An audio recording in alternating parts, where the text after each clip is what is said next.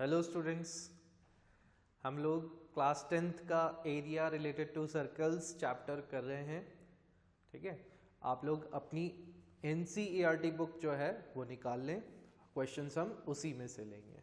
ठीक है, आप निकालें पेज नंबर 231 पर एग्जाम्पल नंबर 4। आप क्वेश्चन को रीड करें, एग्जाम्पल 4 जो है, तब तक मैं उसका डायग्राम यहाँ पर बना लेता हूँ।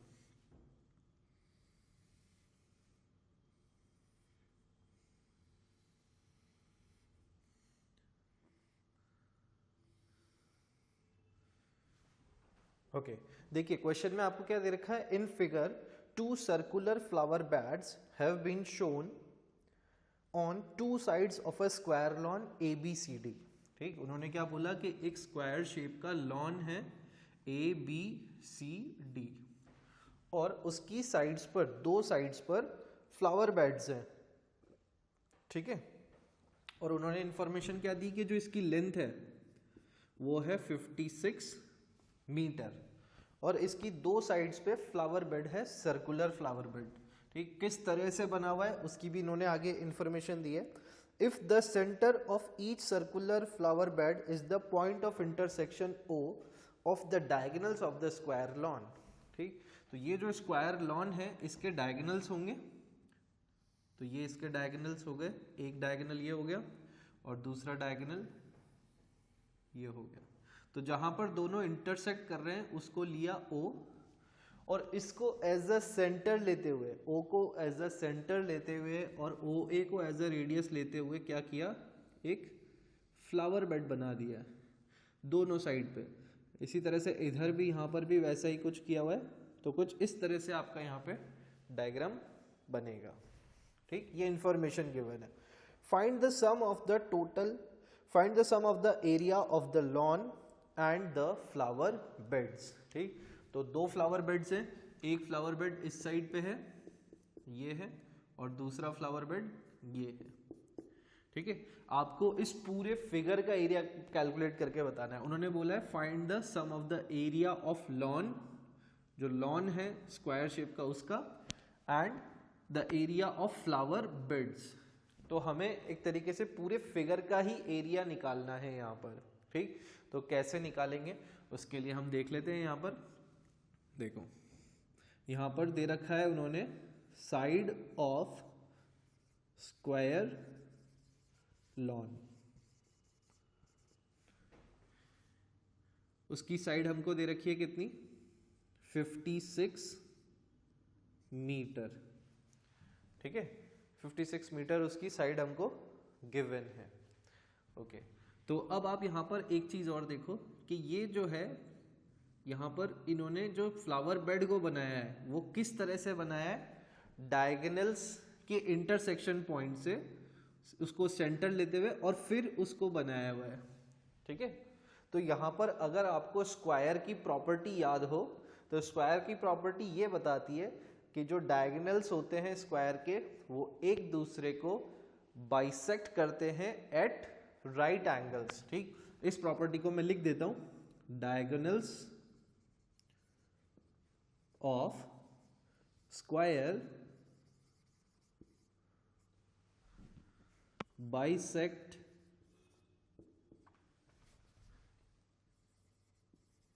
Each other at right angles, या फिर 90 डिग्री आप बोल सकते हो, eight right angle.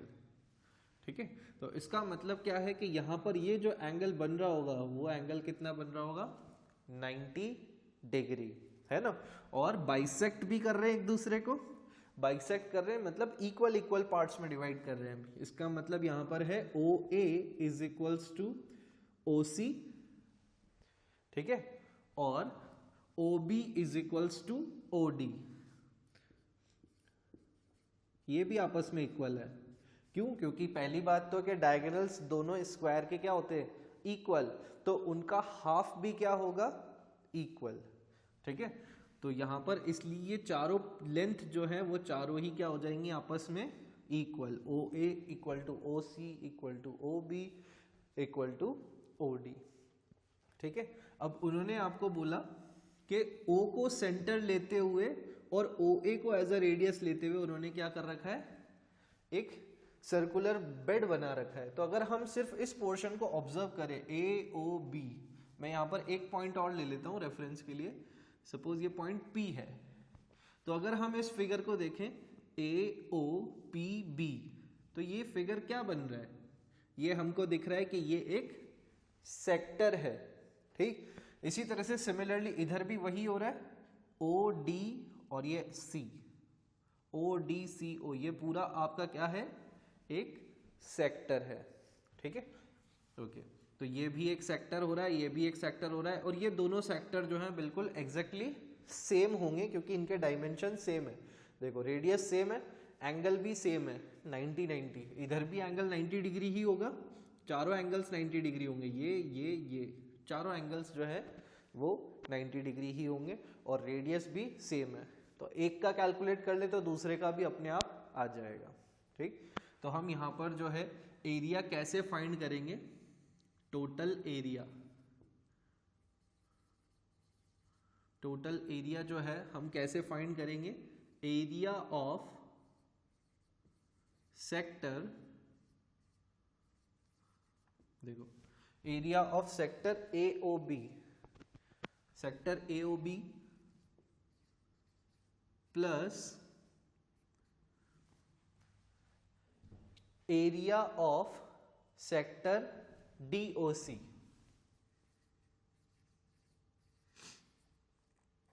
Area of sector DOC plus, देखो अब हम ये सेक्टर कैलकुलेट कर चुके हैं, ये सेक्टर भी कैलकुलेट कर लिया है, तो बचा कितना सा एरिया, सिर्फ ये और ये दो ट्राइंगल्स बच रहे, ठीक।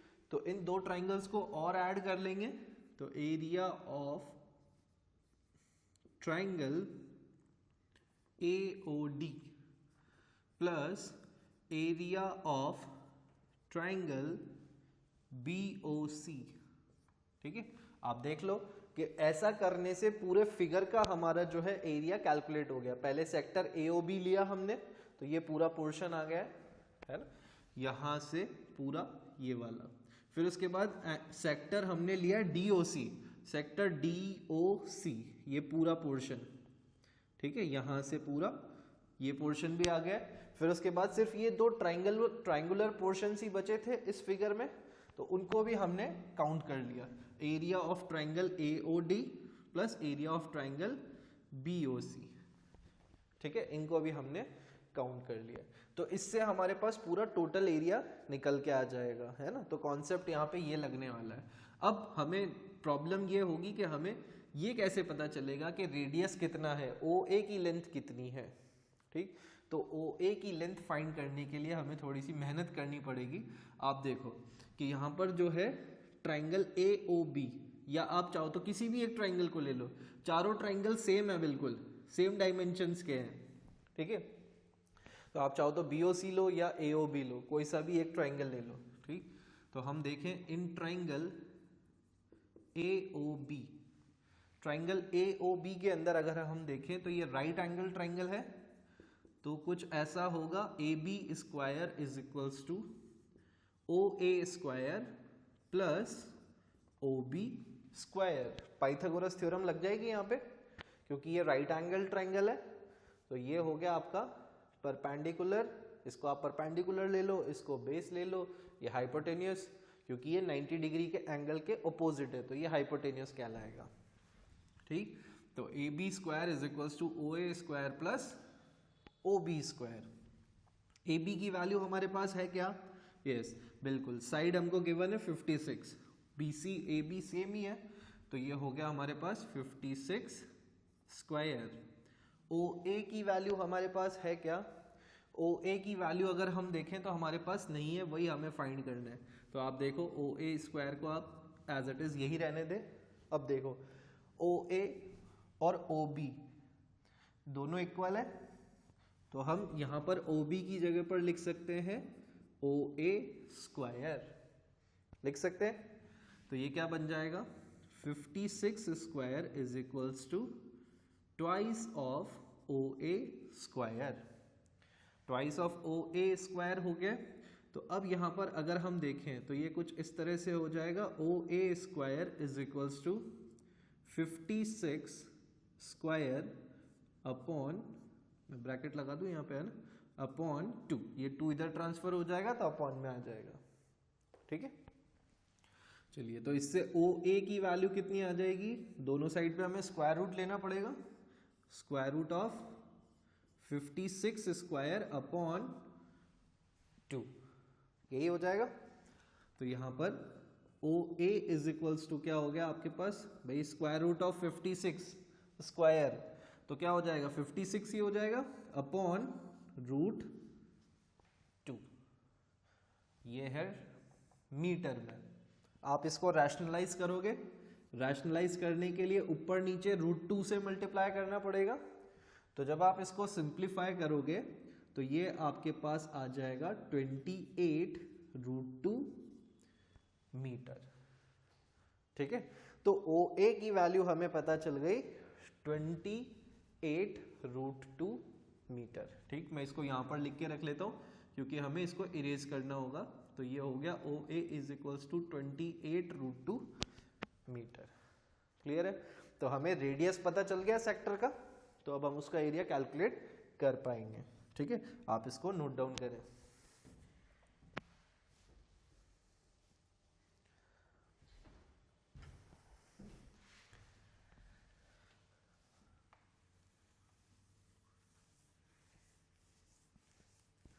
देखिए, हमें अब रेडियस पता चल गया तो बहुत आसानी से अब हम एरिया ऑफ सेक्टर कैलकुलेट कर पाएंगे। तो आप देखें, हमें कैलकुलेट क्या करना है, area of sector AOB DOC। अब आप देखो कि AOB और DOC दोनों सेम ही एरियाज हैं, है ना। इसी तरह से ट्रायंगल BOC और AOD, ये दोनों भी एरियाज इक्वल हैं, बिल्कुल सेम है। तो क्या हम इसको ऐसा लिख सकते हैं, हम इसको क्या इस तरह से लिख सकते हैं, 2 into area of sector AOB, इन दोनों को ऐड करेंगे तो ट्वाइस हो जाएगा ना, क्योंकि दोनों सेम ही हैं, दोनों सेम एरियाज हैं। तो इसलिए हम इसको ऐसा लिख सकते हैं, एक को कैलकुलेट कर ले और उसका डबल कर ले तो हमें दोनों का सम मिल जाएगा। तो इसलिए हमने इंटू 2 कर दिया, ठीक। और इसी तरह से अगर हम इन दोनों को ऐड करेंगे AOD और BOC को, तो ये दोनों एरियाज भी इक्वल एरियाज है, तो इन दोनों को भी हम इसी तरह से कैलकुलेट कर सकते हैं, एक का कैलकुलेट करके उसका डबल कर दें तो टोटल सम मिल जाएगा। तो हम यहाँ पर भी वही कर देते हैं, 2 into area of triangle AOD, ठीक है। दोनों 2 से मल्टीप्लाई हो रहे हैं, क्लियर है। चलिए, अब हम यहाँ पर वैल्यू पुट करते हैं, ठीक। तो अब देखो 2 into area of sector AOB, area of sector का फॉर्मूला क्या था हमारे पास, थीटा। यहाँ पर थीटा कितना है, सीधे वैल्यू रखते हैं, थीटा कितना है यहाँ पर 90 डिग्री, ठीक है। थीटा 90 है तो 90 upon 360 into pi r square, क्योंकि सेक्टर है तो एरिया ऑफ सेक्टर क्या हो जाएगा, पाई r स्क्वायर। पाई की वैल्यू यहाँ पे हम लेंगे 22/7, ठीक है। क्वेश्चन में कुछ मेंशन नहीं कर रखा है। और r स्क्वायर, r कितना आया हमारा OA, r देखो कितना है 28 रूट 2, तो 28 रूट 2 का स्क्वायर, ठीक। फिर प्लस 2 इंटू, देखो कैलकुलेशंस ना थोड़ी सी ज़्यादा हो रही है तो ब्रैकेट्स लगा लेते हैं ताकि कुछ मिक्सअप ना हो, ठीक। Plus 2 into area of triangle AOD। अब एरिया ऑफ ट्रायंगल AOD कैसे कैलकुलेट होगा, ये बेस हो गया, ये परपेंडिकुलर हो गया, मतलब हाइट हो गई। तो बेस और हाइट दोनों सेम ही है, तो हाफ इंटू बेस, बेस कितना है 28 रूट 2, और हाइट कितनी है वो भी है 28 रूट 2, सेम चीज़ें हैं, ठीक है। अब यहाँ पर कुछ चीज़ें कैंसिल हो जाएंगी तो उन्हें कैंसिल करते हैं। देखो यहाँ पर 90 से 360 4 टाइम्स कैंसिल हो जाएगा, ठीक है।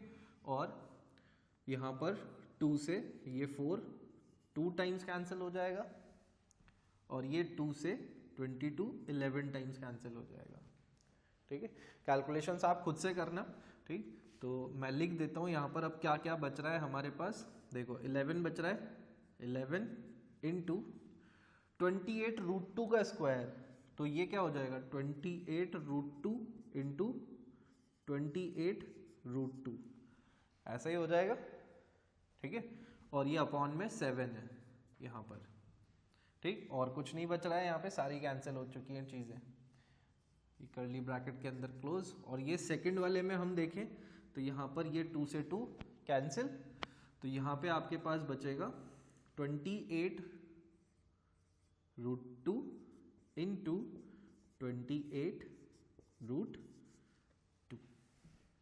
ठीक है, देखो अब यहाँ पर और कैंसिल हो रहा है फर्दर, 7 से ये 4 टाइम्स कैंसिल हो जाएगा।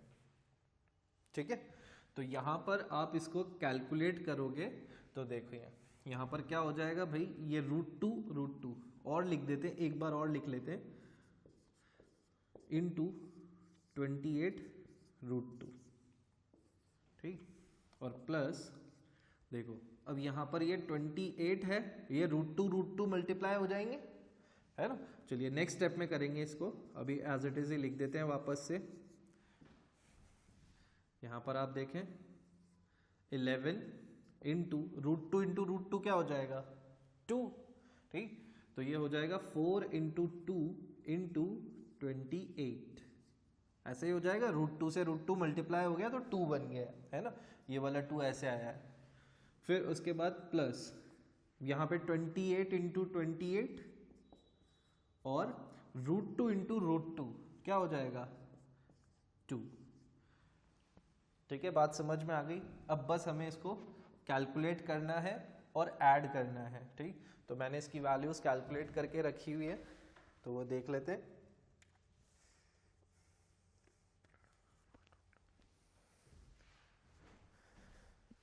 ओके, इसको कैलकुलेट करेंगे हम, तो यहाँ पर ये आएगा 1232 इंटू 2। ठीक है, इनको मल्टीप्लाई करोगे आप तो, और ये 2 यहाँ पे एज इट इज लिख लिया है, और प्लस 28 इंटू 28 करेंगे तो ये होगा हमारे पास 784 और इंटू 2। इसको और मल्टीप्लाई कर लें तो 1232 इंटू 2 करेंगे तो ये हो जाएगा हमारे पास 2464 प्लस 784 का ट्वाइस, तो ये हो जाएगा 8 to 16 और 15 1568। ठीक है, ऐड करते हैं दोनों को तो क्या हो जाएगा 8 + 4 12 carry 1 6 6 12 13 carry 1 5 5 + 4 9 9 + 1 10 again carry 1 2 + 1 3 + 1 4 4032 metre square. तो ये हो गया आपका total area of the lawn plus flower beds. ठीक है, इसे नोट डाउन कर लें।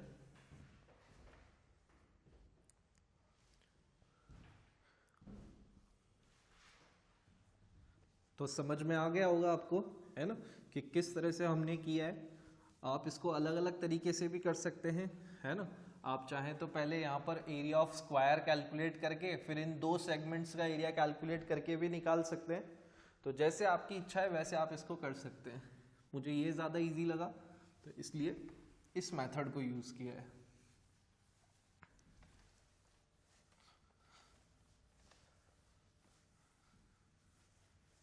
नेक्स्ट जो है आप देखें, नेक्स्ट क्वेश्चन एग्जाम्पल 6।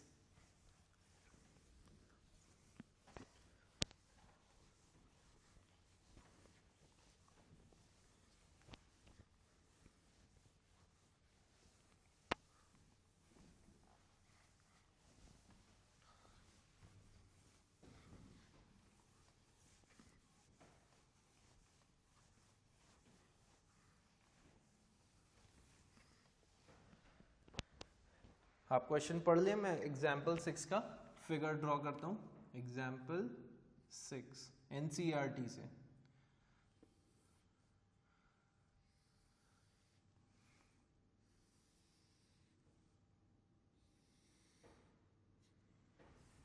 देखिए क्वेश्चन में आपको क्या दे रखा है, find the area of the shaded design where A B C D is a square of side 10 centimetre.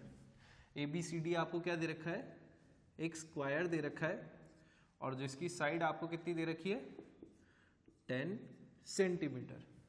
और इसमें जो डिजाइन बन रही है वो किस तरह से है, and semi circles are drawn with each side of the square as a diameter.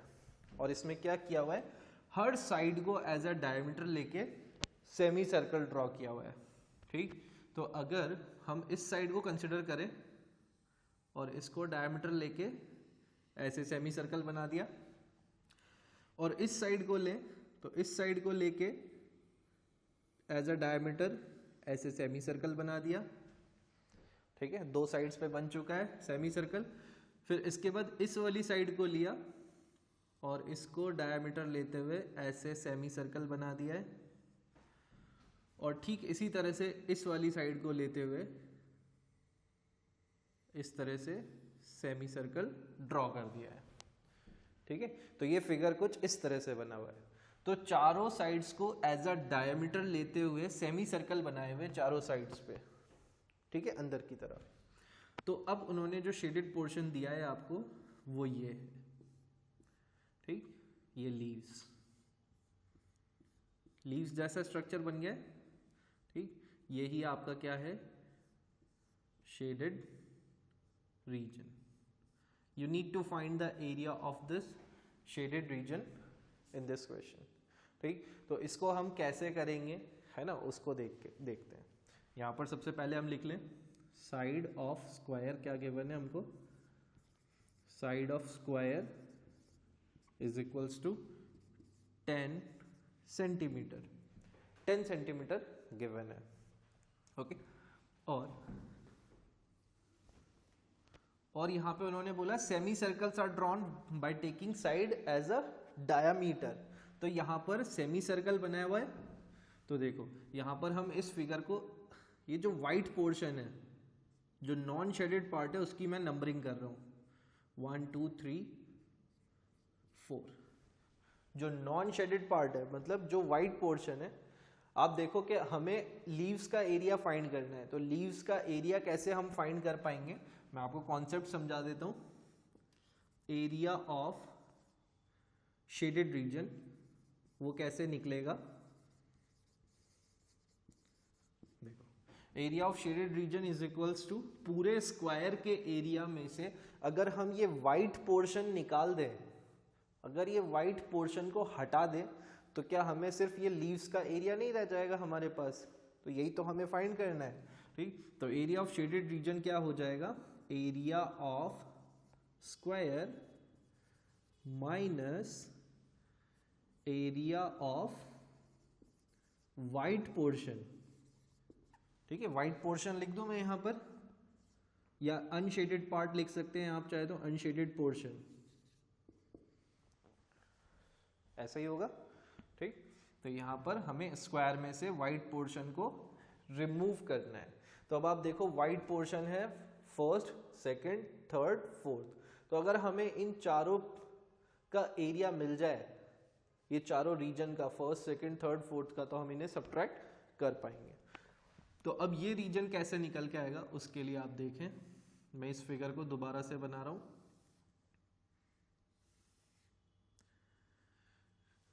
देखिए ये यहां पर सेमी सर्कल बना हुआ है और इधर ये सेमी सर्कल बना हुआ है। ठीक, तो यहां पर ये अगर मैं देखूं तो ये सेकंड वाला रीजन है और ये फोर्थ वाला रीजन है। ठीक, और अगर इस पार्ट को हटा दें हम, ये जो सेमी सर्कल्स वाला पार्ट है इसको हटा दें, तो सेकंड और फोर्थ का एरिया हमें मिल जाएगा कंबाइंड फॉर्म में, है ना। तो एरिया ऑफ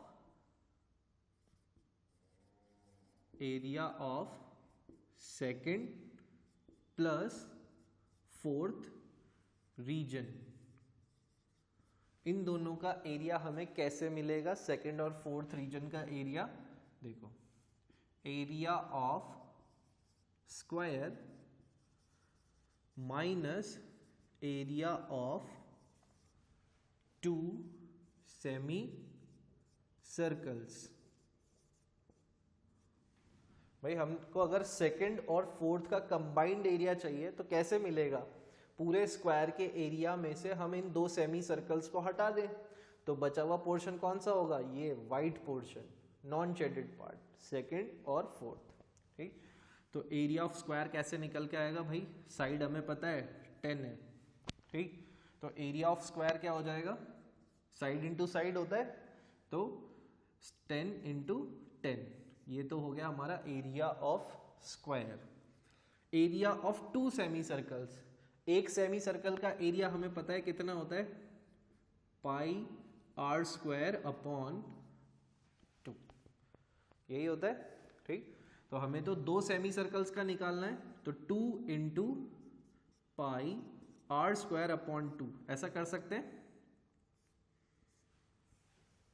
ठीक है, तो ये क्या बन जाएगा? 10 इंटू 10 तो 100 हो जाएगा, माइनस यहां पर 2 से 2 कैंसिल हो जाएगा, माइनस पाई आर स्क्वायर।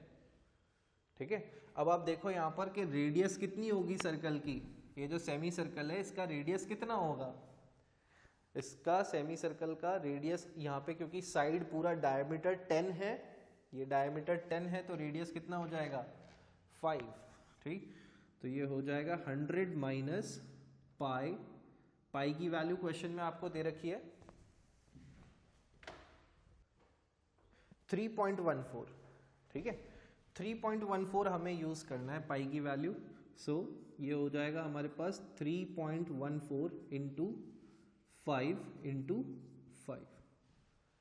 ठीक है, तो ये हो गया 100 माइनस 3.14 इंटू 25।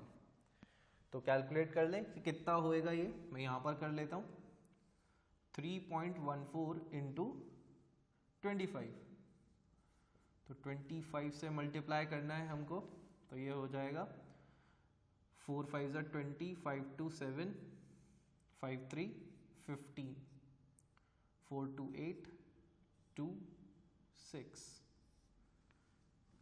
ठीक, ये हो जाएगा 0 8 7 15, कैरी 1 8, और ये हो गया 7। डेसिमल 2 प्लेस पे लगेगा तो 78.50।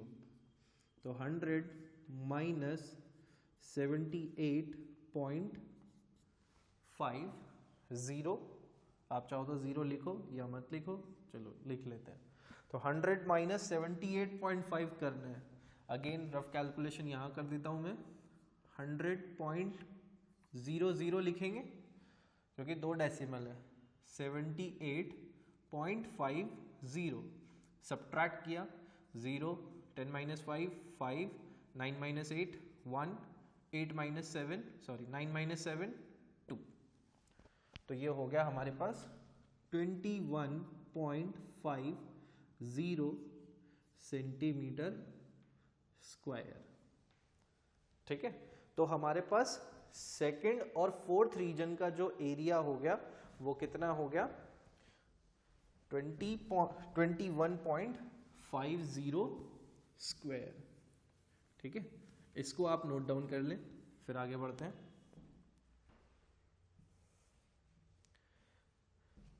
ओके, तो अब आपने इसको तो नोट डाउन कर लिया है ना, इसकी वैल्यू हम लिख करके रख लेते हैं यहाँ पर ऊपर, area of second plus fourth, ये हमारे पास आया है 21.5 सेंटीमीटर स्क्वायर। ठीक है, चलिए इसको इरेज करें।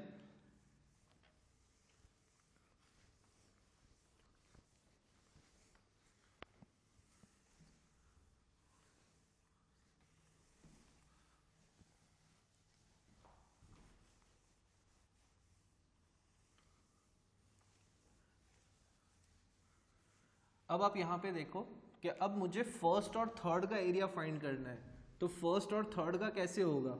यहाँ पे फिगर बना लेते हैं। तो फर्स्ट और थर्ड में जो आपके सेमी सर्कल्स बन रहे हैं वो कुछ इस तरह से बन रहे हैं। ठीक, ये फर्स्ट रीजन है और ये थर्ड रीजन है। आपको फर्स्ट और थर्ड का चाहिए तो ये दोनों सेमी सर्कल्स का एरिया आपको हटाना पड़ेगा, इसको रिमूव करना पड़ेगा, तभी तो फर्स्ट और थर्ड का पोर्शन मिलेगा आपको। तो इसका कॉन्सेप्ट भी वही लगेगा, area of square minus area of these two semi circles, और डायमेंशन सारे सेम है। सेमी सर्कल का रेडियस भी वही है, स्क्वायर का साइड भी वही है, तो फर्स्ट और थर्ड का एरिया भी क्या आएगा, बिल्कुल सेम आएगा। ठीक, तो सिमिलरली करके लिख देते हैं हम इसको, similarly area of first and third, first and third नहीं, फर्स्ट प्लस थर्ड लिखते हैं अपन इसको, फर्स्ट प्लस थर्ड लिख लें या फर्स्ट एंड थर्ड भी लिखें तो भी चलेगा। ठीक, तो दोनों का एरिया मिलाकर के कितना हो रहा है, 21.5 सेंटीमीटर स्क्वायर। तो देखो फर्स्ट और थर्ड का एरिया ये आया, और area of second plus fourth region का भी आपका कितना आया, 21.5 सेंटीमीटर स्क्वायर। ओके, तो अब आपको area of shaded region find करना है। तो एरिया ऑफ शेडेड रीजन का कॉन्सेप्ट क्या था, area of shaded region is equals to area of square minus area of white portion. Area of white portion का मतलब है area of first plus second plus third plus fourth, यही होगा, चारों का एरिया ऐड करना होगा। तो फर्स्ट और थर्ड का और सेकंड और फोर्थ का, इनका हमारे पास एरिया है, तो कैसे निकल के आएगा भाई, एरिया ऑफ स्क्वायर तो हमारे पास हो जाएगा 10 इंटू 10, साइड 100, साइड 10 है ना, तो 10 into 10 minus area of first और थर्ड वो है हमारे पास 21.5, सेकंड और फोर्थ वो भी हमारे पास है 21.5। तो ये सब्ट्रैक्ट कर देंगे तो ये कितना हो जाएगा, देखिए ये तो बन गया 100 और ये बन जाएगा हमारे पास 43। तो 100 माइनस 43 अगर आप करेंगे तो ये हो जाएगा 10 माइनस 3 7 एंड 9 माइनस 4 5, तो 57 सेंटीमीटर स्क्वायर। तो एरिया ऑफ शेडेड रीजन आपका हो गया है 57 सेंटीमीटर स्क्वायर। इसको नोट कर लें प्लीज।